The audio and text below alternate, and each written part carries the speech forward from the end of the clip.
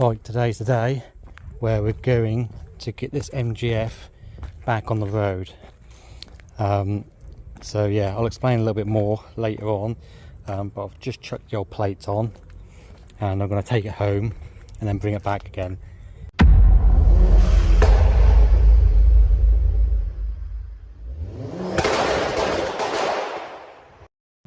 Last time I drove this was in February for a track day, and it misfired again and the engine sounded a bit rattly. So yeah, as I say, I'm going to test drive it home and then back again. I haven't got my GoPro with me, that's at home, so I might put in some GoPro footage on the way back tomorrow. But yeah, I just wanted to make sure that's okay, and then when we get back I am going to tell you the plans, what we're going to do with this thing, because again I haven't used it for 6 months and I want to use it this year. Right, first start in a few months. Let's see if she fires into life.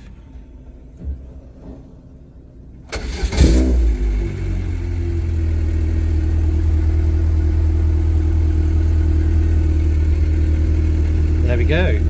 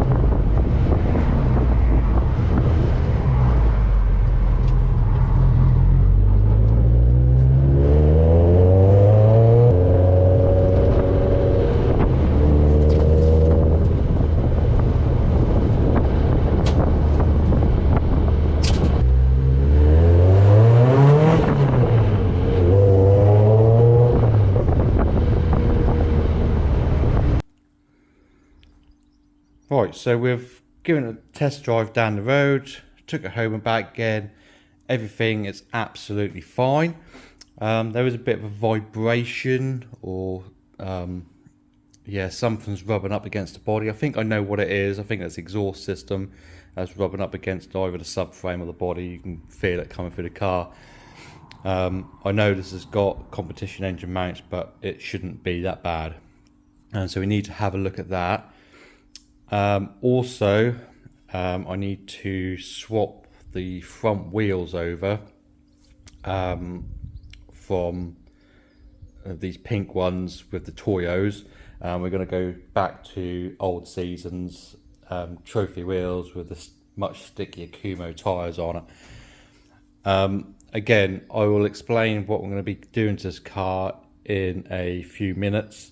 But let's get these wheels swapped over because I need the front spacers for something else, and also we'll see if we can have a look at this exhaust And then once I've done that, I will explain what I'm going to be doing with the car, and then we'll set about making the changes to adapt for what we are going to be doing. So let's get these wheels off, let's get these ones on, and then we can have a look at the exhaust.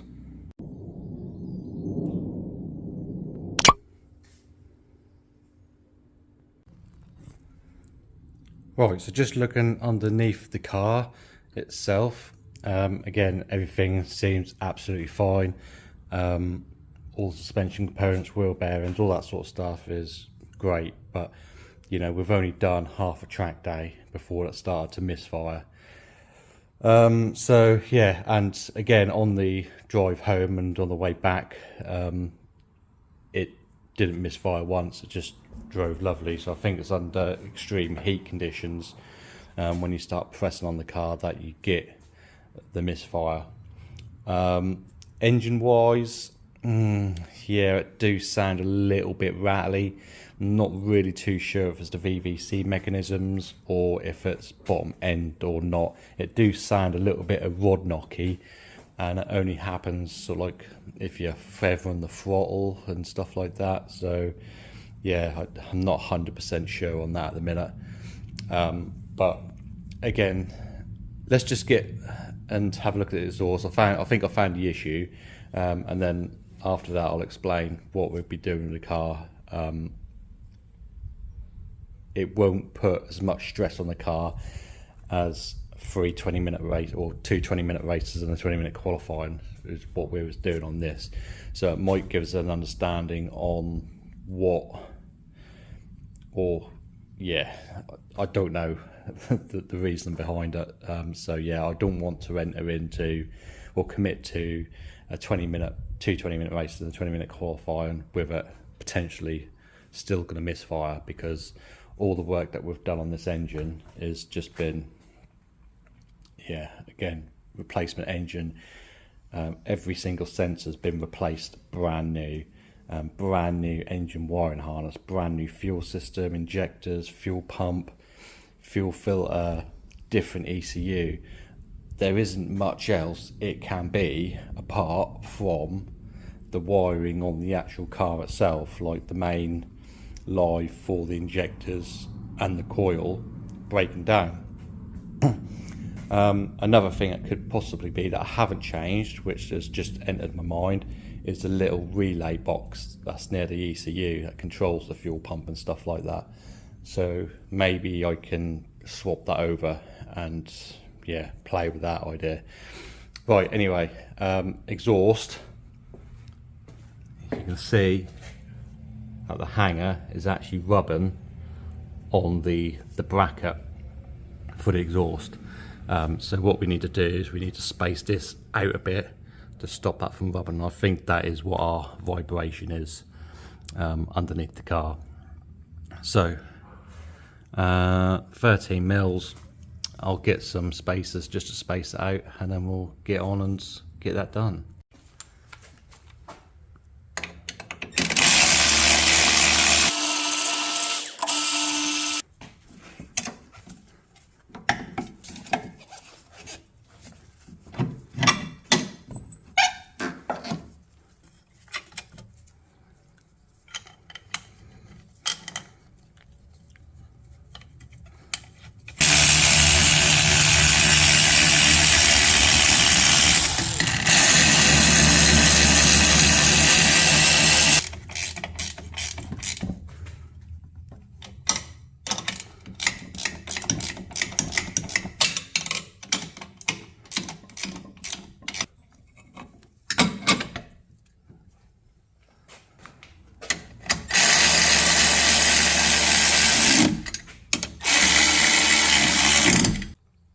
Right, as you can see, it's now spaced out quite considerably now, so hopefully that won't be vibrating against the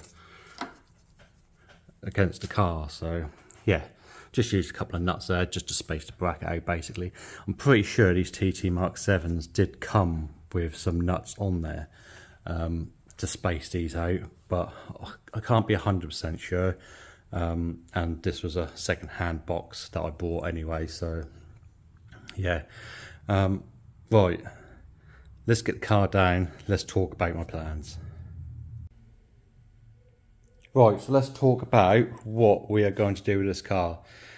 I think the 20-minute qualifying and 2 20-minute races is a bit too much for this at the moment in time with that misfire issue. Once the misfire issue is solved, then we'll be golden. But I don't want to spend nearly £500 on a race meeting for it to start misfiring in a qualifying. So I thought I'd dial down the actual stress put onto the car, and I've actually entered this in to the MG Speed Championship, which is a series of hill climbs and sprints, the MG Car Club. So yeah, there's a few things which we needed to do for this car for it to be eligible, shall we say. I mean, there's quite a lot of stuff that's already been done on it, being that it's already a built race car, but there's a few little bits and pieces that we need to address before we can enter it. First and foremost is it either have to have a MOT or a passport. Now this car isn't MOT or passport at all, and I thought the only thing that's stopping this to go for an MOT is washers and a horn. So I thought we'll stick some washers and a horn on it. So I've ordered some buttons, and we'll take some stuff off a scrap car to get the washers and the horn working, and then we'll put it for an MOT. There's no reason why this shouldn't go for an MOT. And then at 2 o'clock in the morning, I woke up and thought, shit, I can't put it for an MOT because it has no handbrake. So although it's got the handbrake calipers, it hasn't got the lever and it hasn't got the cables. Now put a lever in, not a problem at all. The trouble is getting the cables in. They are a bit of a nightmare, and to be honest with you, I couldn't be bothered. I've still got a load of work on the ZR to do, and it's more time than anything. Right, so it only leaves us with an option of getting a passport. Now it's quite a simple procedure. You need to get hold of a scrutineer. They come out, inspect the vehicle, fill out a form, that then gets sent off. And there's a few like tick boxes and things that he asks you what you want to enter in and what discipline and all that sort of stuff. So yeah, we've said hill climbs and sprints, and the discipline is going to be what type of car this is. Now this is a modified car, non-road going, because it doesn't have an MOT. So that's the discipline that we're putting it through. And all he does is he looks around the car, makes sure it's got various bits and pieces on it. Roll cage, he gets this ultrasonic thing and put it on to check the thickness of the roll cage, and a pair of calipers to measure the actual diameter tube and all that sort of stuff. So he was all happy with that. Total cost of that was £48 for the actual passport and stuff, and I think that's like 19 quid for him to come out and just inspect the car and to do all the paperwork, so admin-y stuff. So I didn't think that was too bad, to be honest with you, and an MOT is going to cost me 40 quid anyway. Right, so that's the paperwork side of things done for it. There's a couple other things that we need to do, in the sense of we need to take out the passenger seat, which I put in for a track day, take out the standard seat belt. I don't need an in-date fire extinguisher, because it's not required, although that one is in date, so that's all fine. I need to put my steering wheel at the ZR back on here, but I have got one for the Metro, and I think all the bosses are the same anyway, so I might stick that one on here and keep one for the ZR on the ZR for the minute, because obviously we're still competing in the ZR at the minute, so I don't really want to be swapping and changing too much stuff. So yeah, seat, steering wheel. I'm going to remove all this cable and stuff for the GoPros and stuff like that, because I've been using the GoPros without any cables whatsoever in the ZR, and it's been working fine. So we'll move that. It's just a little bit of weight, you know, and just stop things flapping about really, and being distractive. The front rose jointed roll bar links, they're really dry and knocky. Now they are a greasable type, but with a needle greaser, which I've ordered, so we can do that. I've done the wheels, I've done the exhaust, I've checked all the fluids and stuff like that. Everything's fine. It dries fine down the road. Yeah, so you can enter a standard road car as long as it's got tax MOT into a sprint and hill climb in the MG Speed Championship. So if you've got an F or TF or a ZR or something like that, that's fully road legal, you can enter it in. All you just got to do is pay your fee, enter, and turn up.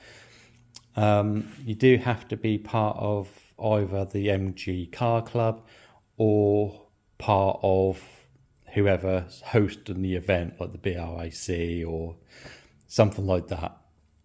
So yeah, that is pretty much all the costs involved, apart from travelling and a bit of fuel for the car itself.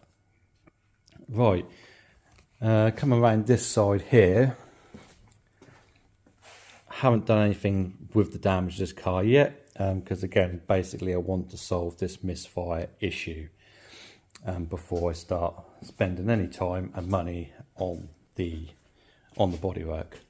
And I guess another good thing about this hill climber sprints, there's only one car running at a time, so unless you come off the track or road at any point, you shouldn't pick up any damage. Now so far this season and last season, I've obviously picked up this damage last season, and in the ZR I've been pranged 3 times already, and it's just getting a bit tiring. That it's costing money, you know, and I know it's all part of motorsport, but it's a non-contact sport, and that's what's annoying me. And for all the times that I've been hit, there shouldn't have been no reason for me to be hit. So yeah, it's draining on me, shall we say, that the amount of damage that I've picked up over the last 2 years in racing is just ridiculous. And then just like little bits like bumpers or, you know, wheels or anything like that, you know, we're talking a whole rear quarter for this one, a side sill, a door that I've already replaced, you know. So yeah, it gets a bit draining, keep repairing damage caused by other people. So yeah, I've got another parts car here, same colour. It's got 2 good wings on it, doors, boot lid, bonnet, although all steel. I've still got bumpers.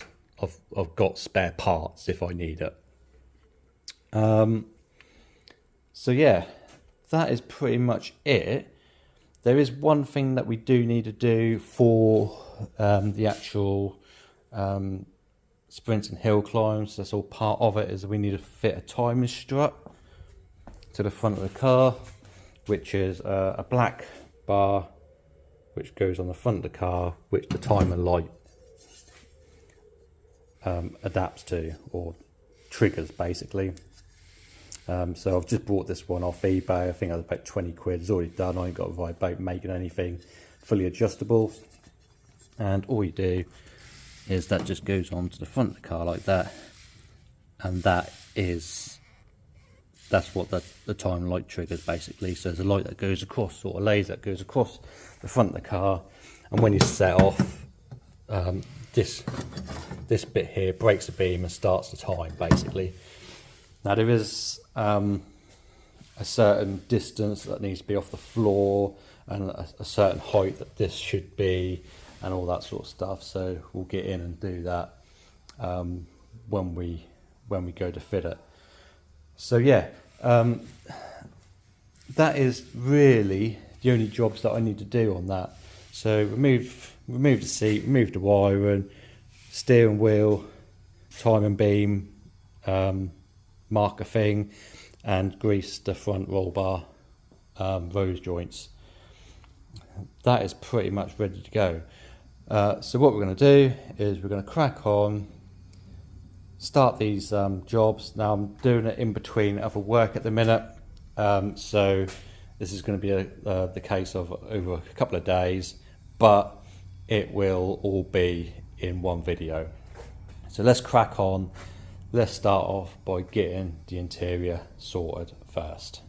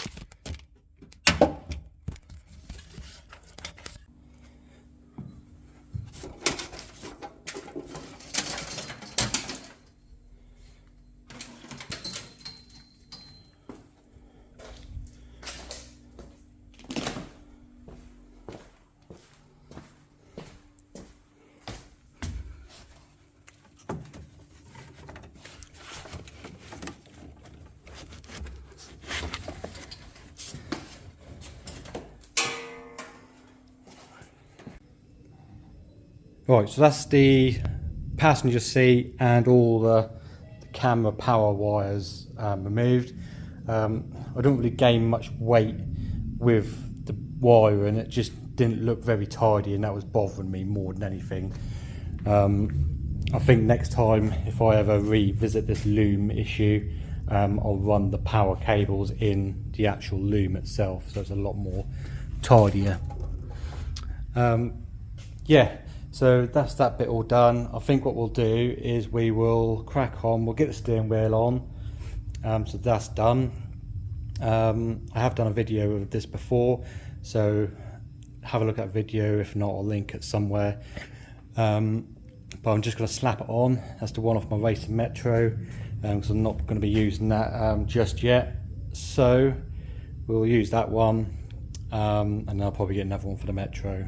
All depends on how I like it.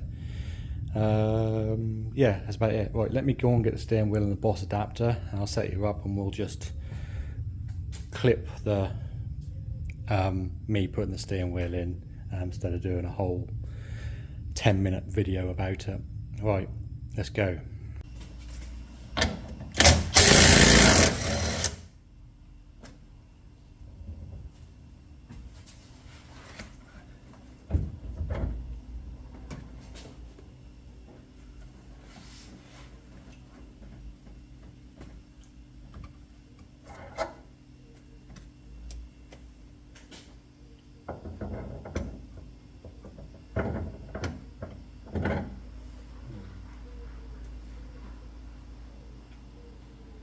Well, I don't think these are the same. So this is a Metro one. So I think I'm going to have to take the one off the ZR. Yeah, that's a bummer.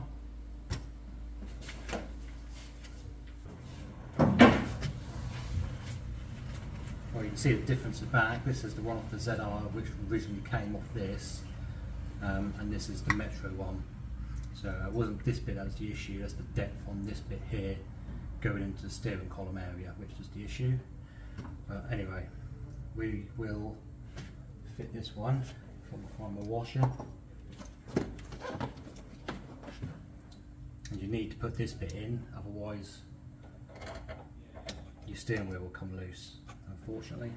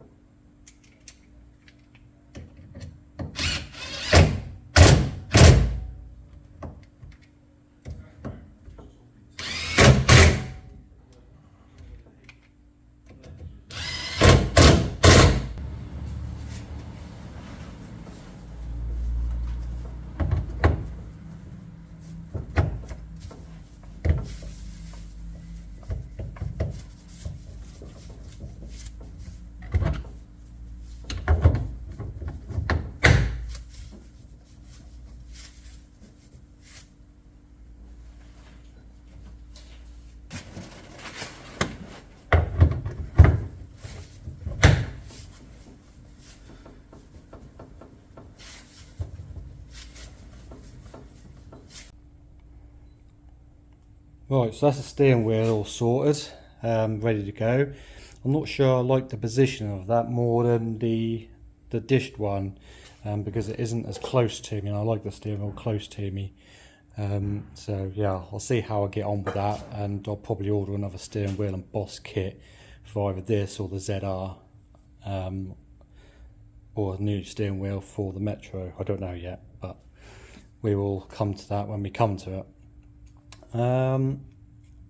What other things? Next thing I need to do is obviously fit this beam breaker thing, time and strut to the front of the car,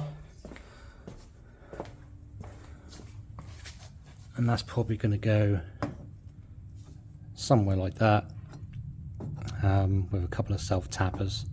Do I go in the middle or do I go to the side? Might do it in the middle actually, with a couple of self tappers, and that'll be job done. And again, there's a regulation where the bottom of this need to be between 180 and 200 mil from the floor with the car on the floor. At the minute it's in the air, but I've already set this up, so if I get the top of that L bracket to the top of the number plate recess, that is about 190 mil, so it's bang on the middle of where it needs to be with the ride height as it is at the minute. So let me get a drill, let me get some self tappers, and we'll screw this into the bodywork.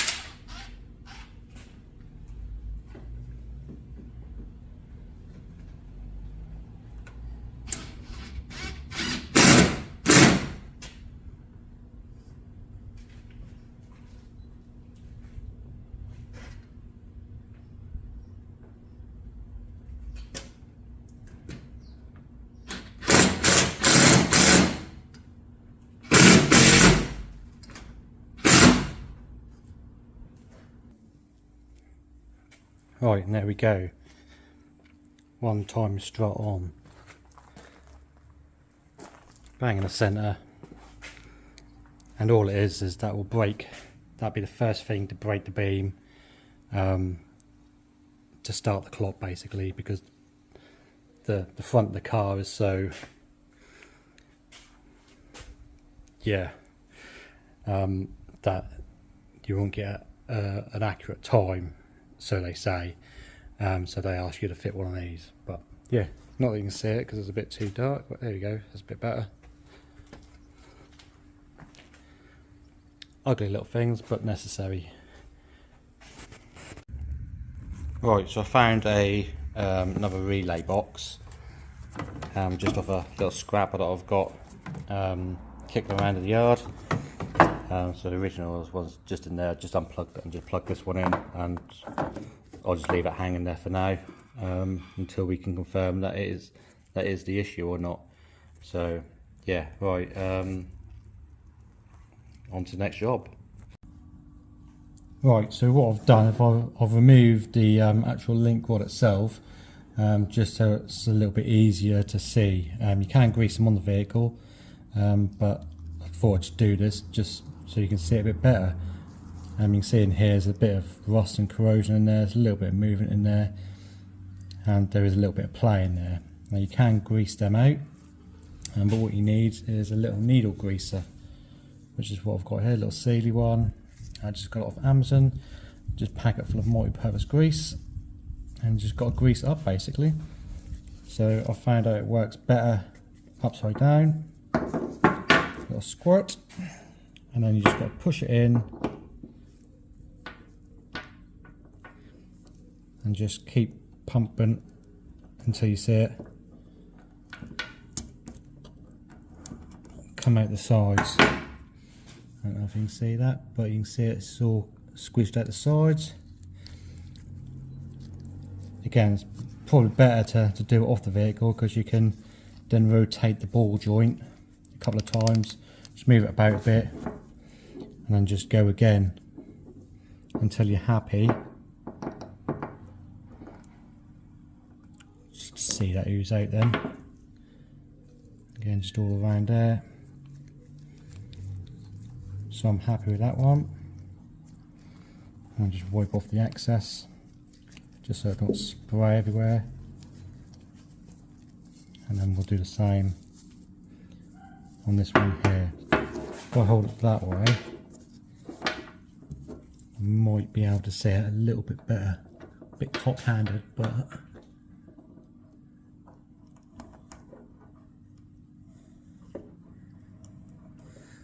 is it all coming out?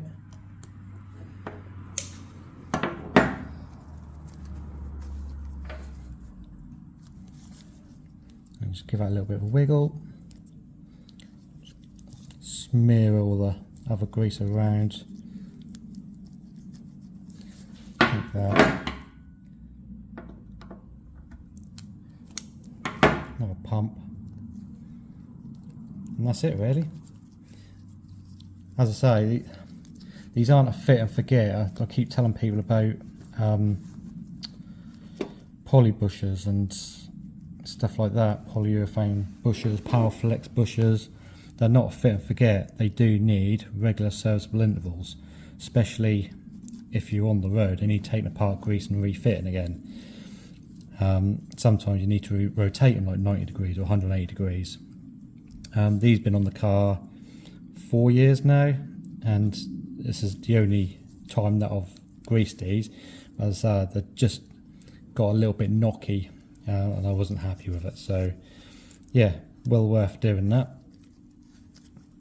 Right, let's get these back on, and then we'll carry on with the next job. Right, so that is all done now. I'm pretty happy with where it's at.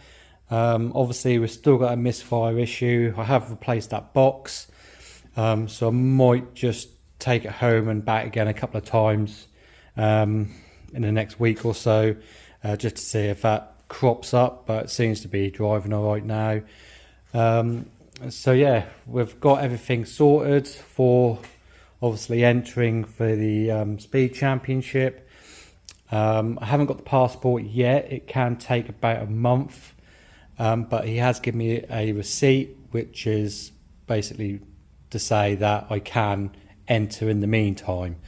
So yeah, we can enter on the receipt. That's pretty much about it really. Again, I'm just going to take it home a couple of times just to see if that misfire occurs or do anything, but I have replaced that box. So the only thing that really can be is the vehicle wiring, which I have completely gutted and took 4.5 kilos out of. So maybe there's a joint somewhere in the wiring loom that's not quite right. So I've checked all the earths and stuff like that, so they're all good. Yeah, so we'll just hopefully something will crop up. If not, we'll just run it how it is and see how it is. You know, the event isn't going to cost me over the 2 days, isn't going to cost me as much as the race meeting, and we are only doing a lap or lap and a half of the 100 circuit at a time, so there isn't so much stress on the car. I think after that, if it still hasn't reared its head, then I'll probably do a track evening at Snetterton at some point in September. Yeah, so I've rambled on enough. We'll see how it goes, and if anything crops up in the meantime, as I'm doing other videos, then I will say basically. We've now got the Metro all MOT'd and stuff, so that's ready to go. I think the next thing on the Metro is going to be probably a dyno, just to see how it performs, and then we'll see if we can get down to Santa Pod and see if we can put some times down. ZR, obviously the drive shaft and gearbox are all knackered. I have got a replacement gearbox that's been built, so I've got that here now. So probably the next video is going to be the gearbox and drive shaft and getting the ZR ready for the end of September. What else have we got going on? The Racing Metro, it's almost there. The engine ECU's all wired in. I'm getting a spin over, I'm getting it to cough, but I can't get it to start yet. So I've got a couple of people helping me on trying to do a base map for it. And then hopefully that will get down to the dyno, get that done. A few little bits and pieces, get that finished off, and hopefully we can catch a race at the end of the season in that. What else we got? We got the GTR over here at the minute in bits. Haven't really filmed anything on this yet. The last GTR video didn't really do very well, so I didn't think people are interested in it. But I think what's happened is the oil pump has shit itself, lost oil pressure, and it's spun a bearing. It's got a bit of rod knot going on. So at the minute we're taking the engine out of that. Might do a teardown video on that, but as far as that is concerned, I ain't going to video taking the engine out and putting that back in. It's pretty much is what it is. Yeah, no, that is about it. All the streetwise. If we can zoom in. Oh, look at that beast. No, too blurry. There it is. So the streetwise, we've got a couple of bits for that. I've got some new wings, some new trims. Wings are there, they're already painted. Some trims down there, wheel arch trims, some side skirts, and I need to solder in some new relays for the BCU. That's about it. That is, what have I done anything in between hand? Yeah, I have. I've given it a big service, and I've replaced all the front brakes with calipers, carriers, pads, discs, all that sort of stuff. I've done all that. So that's just basic serviceable items. Don't really need to go to that unless people are interested. Yeah, that is about it. So I think I'm going to leave it here for now. I've rambled on enough. Again, the next video is probably going to be the ZR, doing a gearbox on that.